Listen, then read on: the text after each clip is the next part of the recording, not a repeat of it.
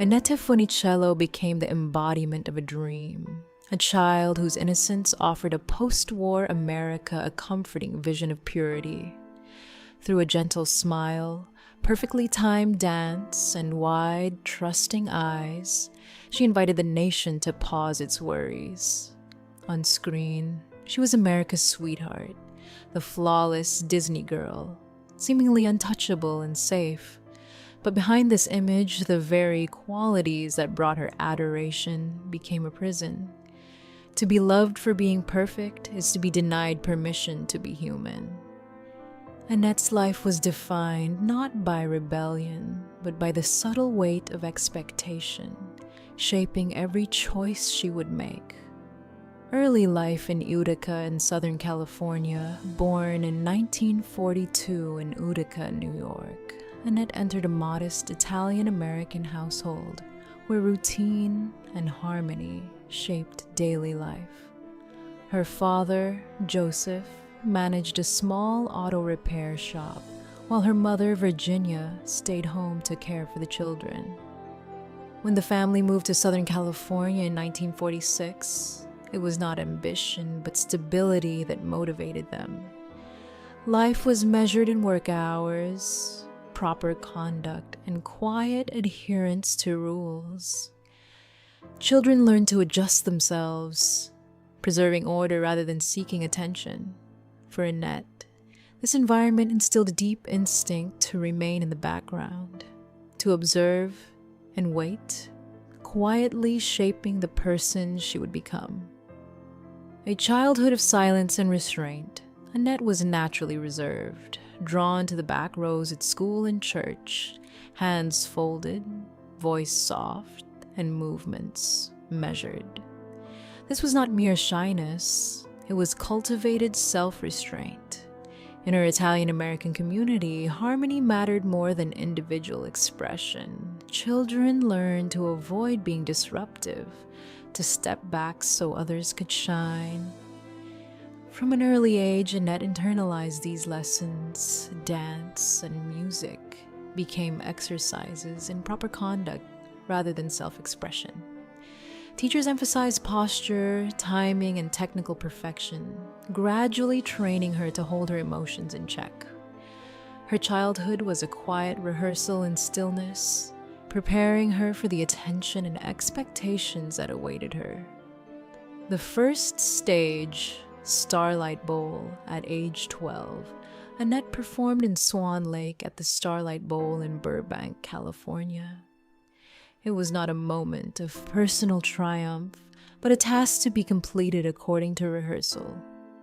When Walt Disney noticed her and requested a meeting afterward, she felt confusion and restraint, not excitement.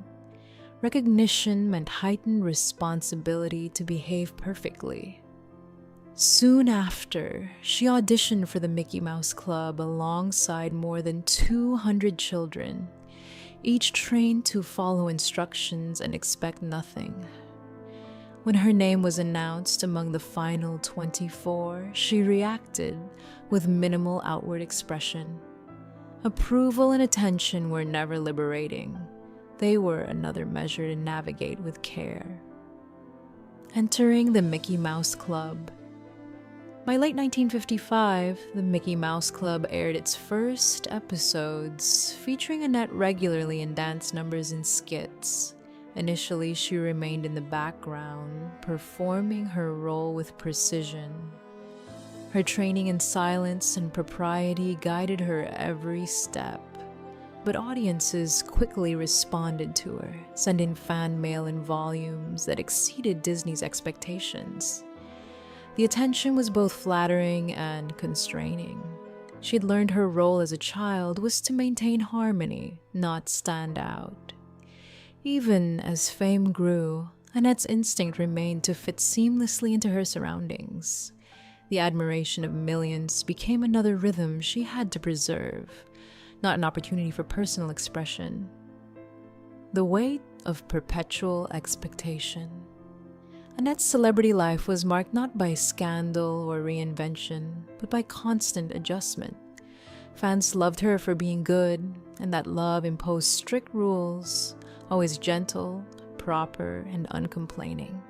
There was no room for error, no space to show vulnerability.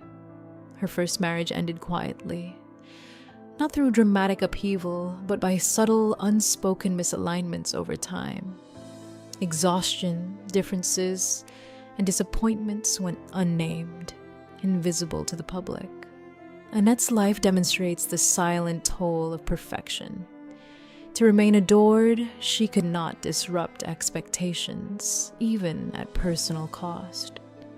Her story is not one of rebellion, but of navigating invisible currents with quiet grace. Discipline, through art, dance, and music, remained central in Annette's life, not as personal expression, but as tools for discipline and emotional control.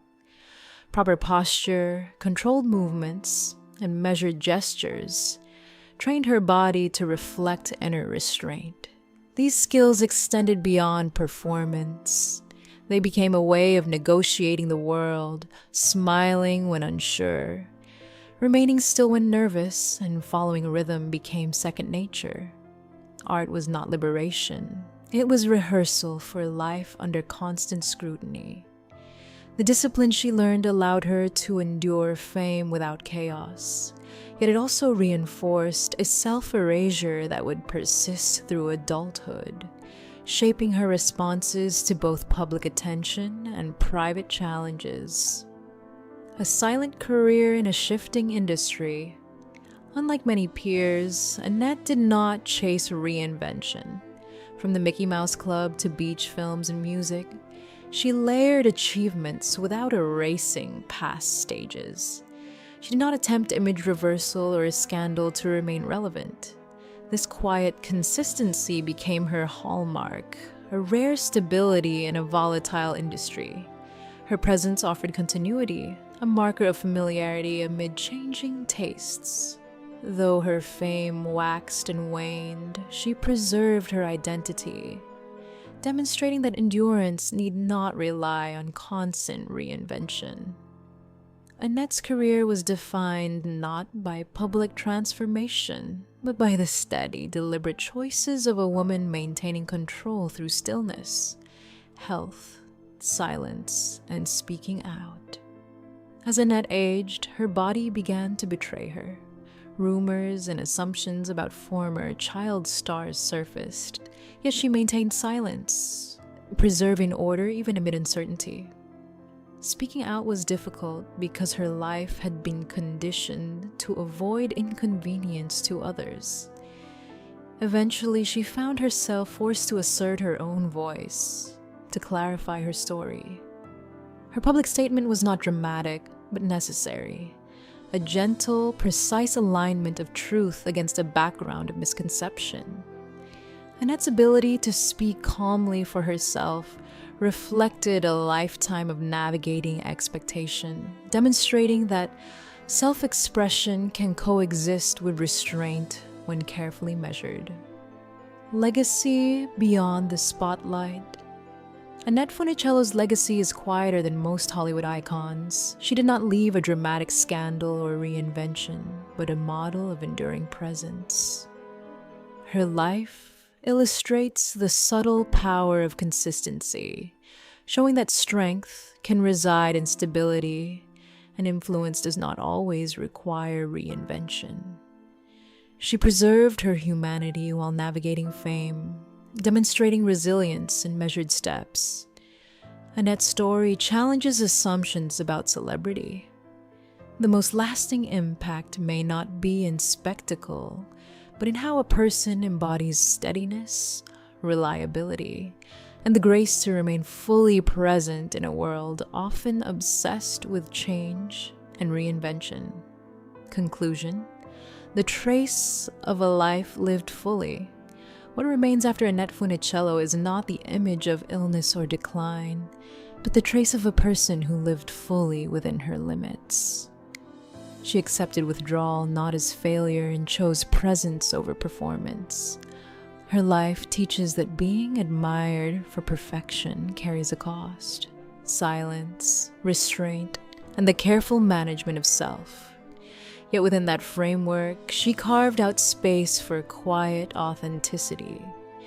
In a world driven by change, Annette's stillness became her defining rhythm, a testament to the endurance of character, the subtle power of choice, and the quiet dignity of a life lived on one's own terms.